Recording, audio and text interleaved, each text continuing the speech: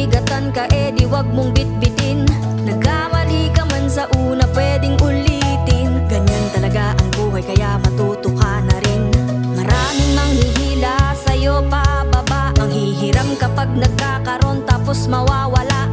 Kung minsan ay pipilitin ka pa nilang wasaking, bubutasan ka nila kahit hindi naman mahangin. At kung sila'y mayabang ay umiwas ka na lang. Kung lahat na ay matapang ay tahimik ka na lang. Huwag masyadong mapupuwing, isara ang paningin. Maraming bagay sa mundo na di mo pwedeng tanawin, kaya tuloy mo lang kung anong nilalakaran. Huwag nang isipin kung ayaw ka nilang samahan. Kung nag-iisa ka man ay meron niyang dahilan. Tatandaan na merong Diyos na ating masasandalan. Kaya mo yan, kaya mo yan,